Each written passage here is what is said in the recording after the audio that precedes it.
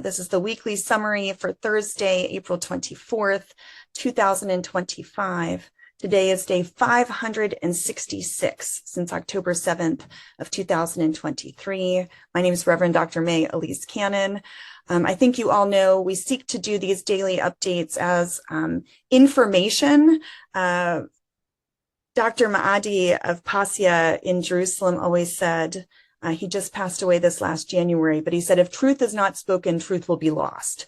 And so part of why we do this is to seek to understand what's happening on the ground, but also Fael and I were just talking last night about how it's a spiritual discipline for us. And as I've been traveling on pilgrimage to peace tours, and I just got back from almost 3 weeks in the Middle East, I can't tell you how many people watch these. There was a pastor in Jordan, a Palestinian pastor, who said to me, I'm so grateful to Churches for Middle East Peace that you are counting every single day and keeping track of the atrocities that are being committed. So in that regard, I say to you, as we just celebrated Easter this past Sunday, that Christ is risen. And we hold on to the hope that comes from our faith. This last Sunday, of course, Christians and Christ followers around the world celebrated Resurrection Sunday. And a reminder that we should not be afraid. The man that we are looking for, Jesus the Nazarene, who was crucified, he is risen. He is not here. The Gospel of Mark, chapter 16, verse 6 says. And so I had the great privilege last Saturday of being a part of the Holy Fire service. And I wanted to talk with you a minute about what that experience was like. Of course, you know, the preceding Sunday, Palm Sunday, was the day that the Ali Anglican Hospital was bombed in Gaza. I was not in the US when it happened, but I didn't see a lot of coverage of that story. I do know that NPR did put out a piece about Christians in Gaza, but Ali was bombed. It's the only cancer treatment center. We put out a statement supporting, of course, the Anglican Church of Jerusalem and supporting the hospital. That happened on Palm Sunday. And on Easter Sunday, or the Holy Saturday, the service of the Holy Fire. I don't know if any of you have ever been there for that, but at the Church of the Holy Sepulchre, the Greek Orthodox and many other Christian traditions gather and celebrate the fire that comes from the tomb where Jesus was buried and resurrected. And this is within the Church of the Holy Sepulchre.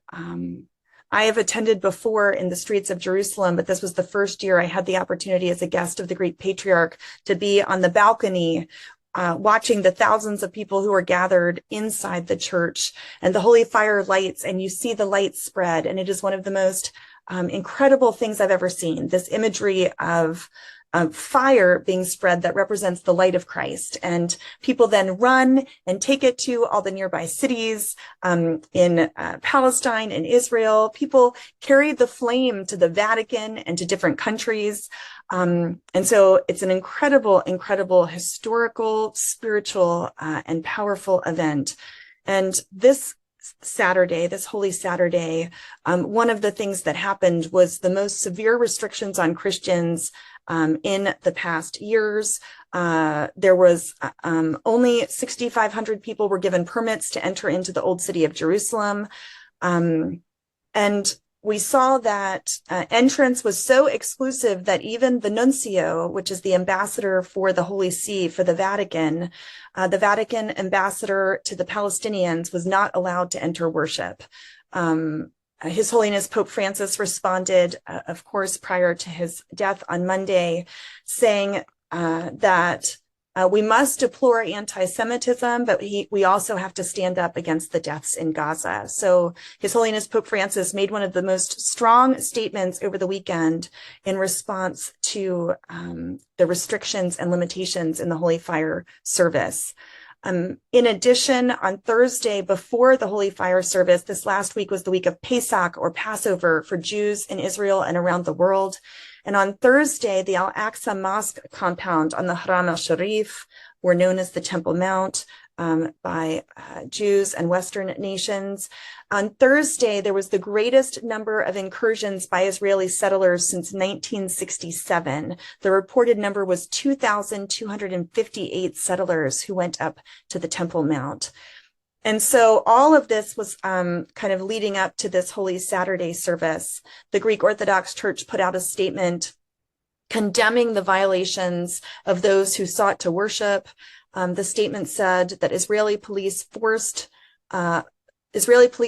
transformed the sacred city into a militarized zone, erecting barriers, obstructing the faithful from reaching their churches, and perpetuating assaults against scouts and worshipers, both locals and pilgrims from around the world. The reprehensible actions, which deprived thousands of believers of their divine right to prayer and worship, stand in contradiction to Jerusalem's eternal vocation as a city of peace for all children of God. So Churches for Middle East Peace put out a statement in solidarity, standing with Christians in the Holy Land and condemning the egregious violations of religious freedom that happened on Saturday.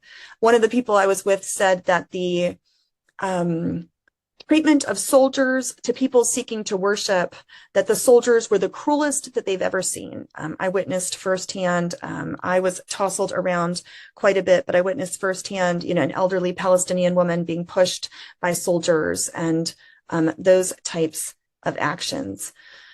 After Easter Sunday, on Monday, the world lost a great hero of the faith. Monday, April 21st, His Holiness Pope Francis passed from this world. Mourners gathered at St. Peter's Square. The Pope was 88 years old. He, as I mentioned, became increasingly vocal in condemning Israel's war against Hamas in the months leading up to his death. One of the incidents that was most significant was at Christmas time. There was a manger and a nativity scene that was created by Palestinian artisans, and the baby Jesus was wrapped in a keffiyeh. And this was a part, Pope Francis also suggested that the global community study whether or not Israel's military campaign in Gaza constitutes a genocide of the Palestinian people. That was some of his most explicit criticism last November. And I would encourage you, if you have Catholic friends or if you know people, to share condolences about His Holiness Pope Francis's death. Cardinals will be gathering in the next 15-20 days to go into conclave and to enter into the process of electing a new pope. And part of what we're calling for also is that the legacy of His Holiness Pope Francis include his advocacy for peace. He, would call daily the Holy Family Church in Gaza. And there just was a beautiful article that was in Haaretz about that community and what the calls from His Holiness Pope Francis meant to them as they have been living 560 plus days, or 500 and today is 566 days. Living under Israel's war on Hamas that's had such a devastating effect on civilians. Moving on to some geopolitical updates, the potential for a ceasefire is on the table. Qatar and Egypt have a plan that's an alternative plan that was presented to Israelis and Hamas. This plan would envision a truce that would last 5 to 7 years. It would include the release of all of the Israeli hostages, those who are dead and alive, in exchange with Palestinian prisoners at the same time. It would mark a formal end to the war. It demands a complete Israeli withdrawal from Gaza. As of yet, I've not seen any responses to that plan. President Trump is scheduled to speak with Prime Minister Benjamin Netanyahu to discuss a Gaza ceasefire and hostage deal and nuclear talks with Iran. I can say I had numerous talks. I met with the charge d'affaires of the U.S. Embassy in Israel on the same day that Ambassador Huckabee arrived. I also had meetings with foreign ministers in Egypt and in Jordan. And one of the things we discussed is why the U.S. has shifted its perspective and engagement. Steve Witkoff was so constructive in bringing the 3-part ceasefire deal to the table, and then the U.S. kind of disappeared. So the ceasefire broke, and the U.S. is not holding, Israel to account and has been seemingly disengaged. Hamas, of course, is guilty also of certain violations. And one of the reasons I discovered in some of these conversations that the U.S. has had a different role is when the negotiations on the U.S. hostage that remains alive at least he was alive a few weeks ago, Eden Alexander. There was an agreement between the US and Hamas, and that agreement fell through. And the reason the agreement fell through is the US brokered a deal that had demands that Israel had to provide. And the US brokered that deal without talking to Israel about those demands. And so I knew some of those details, but I couldn't figure out why the US would let Israel call the shots on this negotiation deal. And it was because Israel had to provide things for that deal to be able to go through. And since Eden Alexander was not released, that marked a shift in the US's engagement in terms of ceasefire conversations. We do know that there are Gazans receiving text messages or WhatsApp messages, that are living in the Strip, that are being offered assistance to leave Gaza. This is by the Israeli government. Hamas has called this a campaign to undermine Palestinian resilience. It just needs to be stated up front and clearly: the removal of Gazans from the Gaza Strip, the removal of Palestinians, either because the conditions are unlivable in Gaza or because they're being forced out, is literally the definition of ethnic cleansing. And in consistent conversations I had with the Egyptians and with the Jordanians, also with President Abbas, the removal of Palestinians from Gaza is a complete red line for those Arab states and for Palestinians. Now, that does not mean that individual Palestinians right now don't want to leave. The conditions in Gaza are unlivable. There's been no food, humanitarian assistance, etc., allowed in since the beginning of March. And so the conditions increasingly become untenable. Thousands of children in Gaza have become malnourished. Most people are barely eating one meal a day, and this is the privileged in Gaza. So one of my dear friends is the head of a development agency in Gaza, and he said their family only eats one meal a day, and they have a makeshift stove because there's no fuel to even be able to cook food. Israel this last Monday launched one of the biggest waves of strikes in Gaza in weeks. I did spend a day this past week on the Gaza border. I was there on Wednesday last week, and the night before, the people that I was with in the kibbutzim along the Gaza border said it was the worst night in terms of the sounds of bombings that they had had since October 7th. And so one of the things I think that's critical for us to understand, the death tolls right now are not as severe as they have been in other parts of the war, but the bombing has been escalated, and the people in Gaza are being squeezed to just a third of the Gaza Strip. When I was there having meetings with Israelis in the kibbutzim and going to the Nova site and meeting with some of the people who survived the October 7th attacks, I was there until about 1 o'clock in the afternoon, and throughout the entire morning, I would take notes and I would say explosion, large explosion, small explosion, artillery fire. Those were things that were happening just, when I was there last week. Israeli strikes on Wednesday killed 17 Palestinians and destroyed bulldozers and heavy equipment that was supplied by mediators specifically with the purpose of clearing rubble and seeking to find some of the 11,000 bodies that are believed to be underneath the rubble. Israel said that the machinery would get into the hands of Hamas, that it would be used for planting explosives, digging tunnels, and breaching fences. So that equipment was destroyed. On Wednesday, it was reported in a 24-hour period that 39 Palestinians were killed, 62 wounded. On Thursday, the IDF and Shin Bet announced 23 people killed, that the IDF said we struck terrorists operating in Hamas and Islamic Jihad command centers.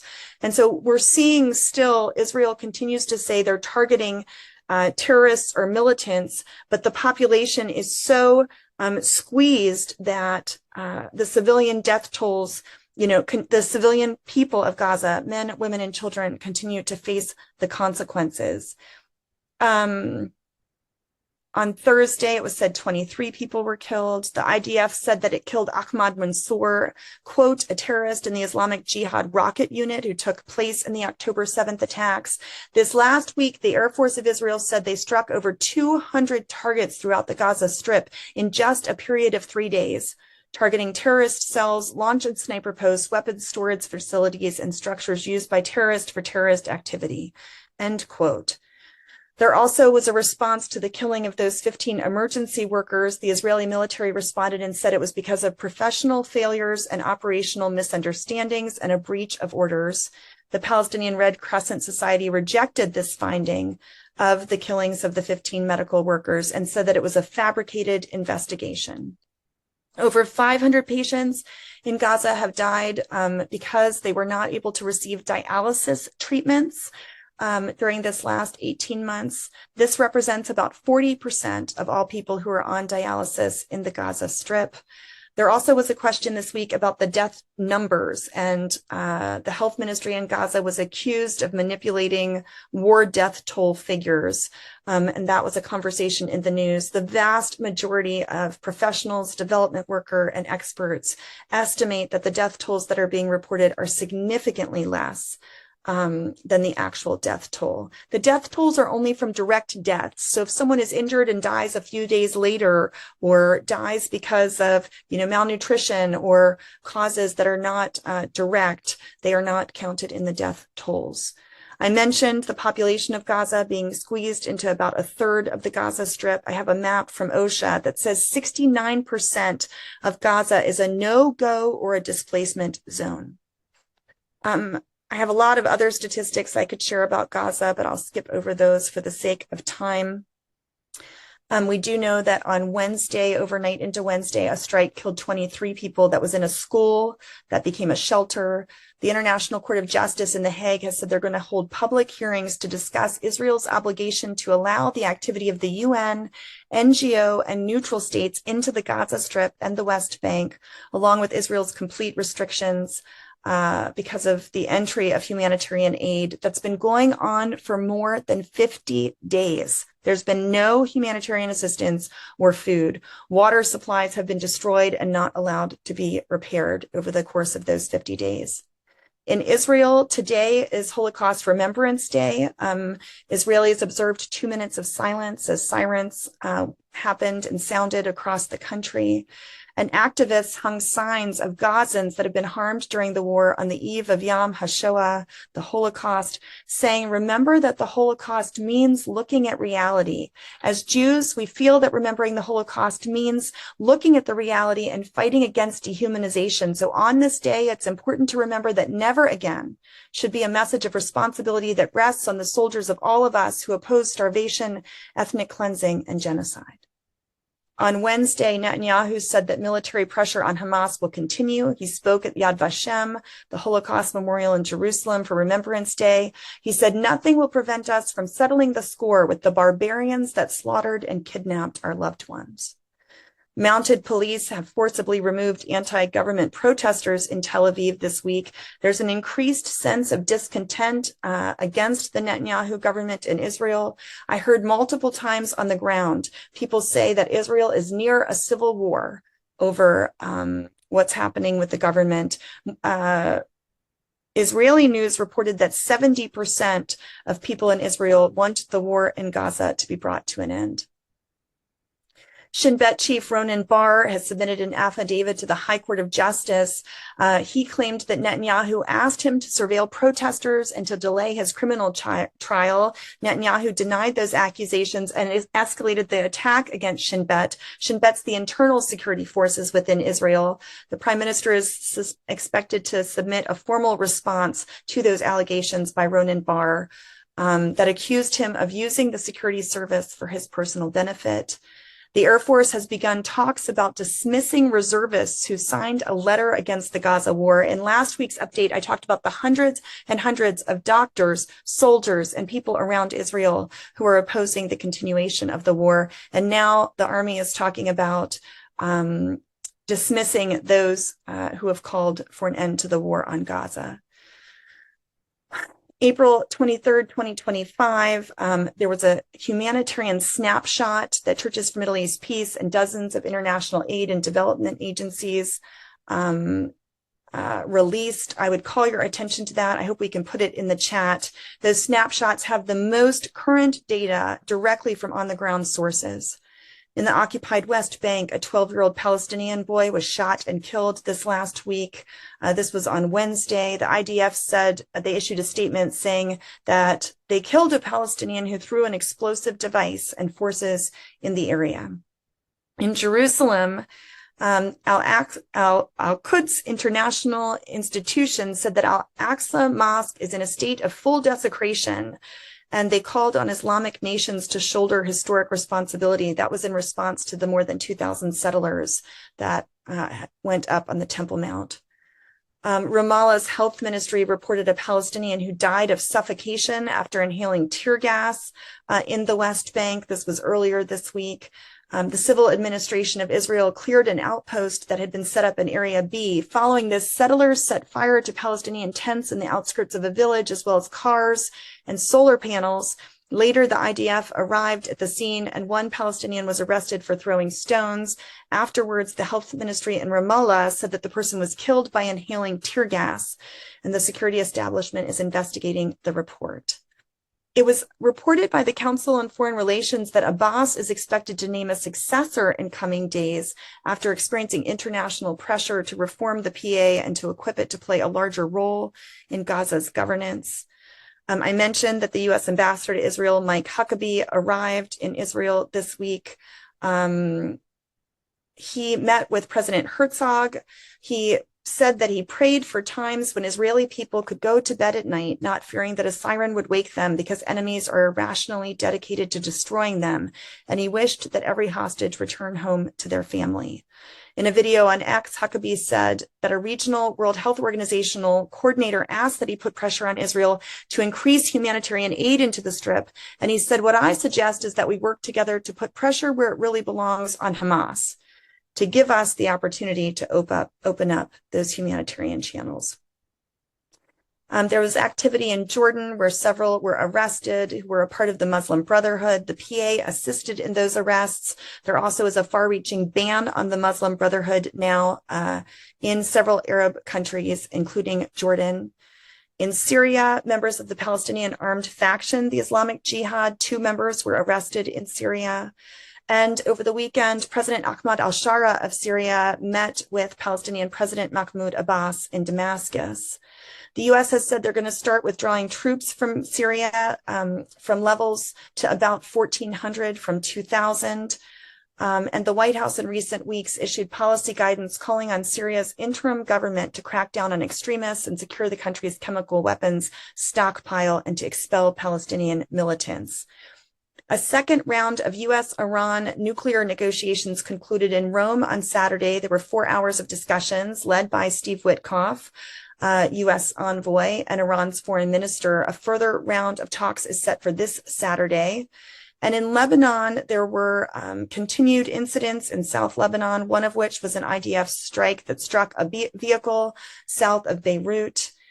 In Yemen, the U.S. has continued to have attacks on Yemen. There was a suspected U.S. airstrike on an oil port that killed 58 people and injured 126 others.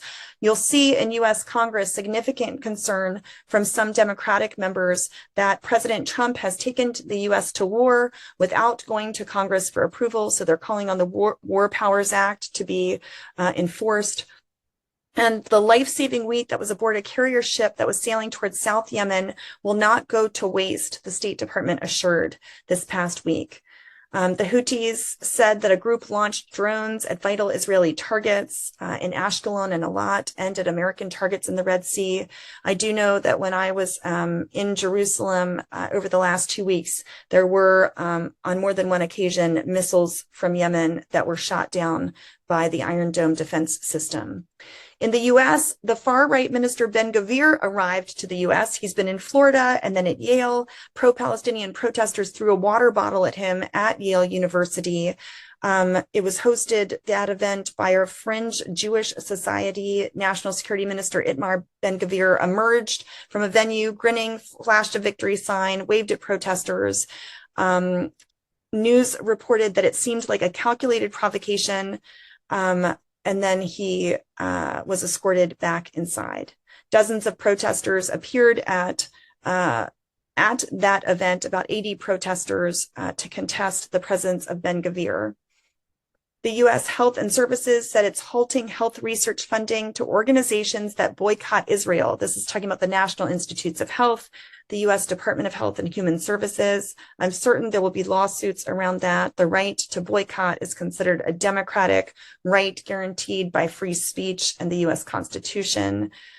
We also know that Senator Peter Welch met with Mohan Madawi, the Palestinian student leader at Columbia, who was arrested when trying to attend his interview for citizenship. Harvard and Donald Trump are continuing to be in battle.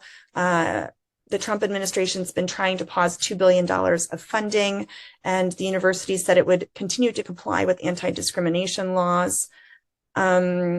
I also wanted to call to your attention that 10 U.S. groups, Jewish groups from the United States, Reform, Conservative, and Reconstructionist, denounced the Trump administration's crackdown on non-citizen activists and universities, saying that the Trump policies are actually threatening Jewish safety.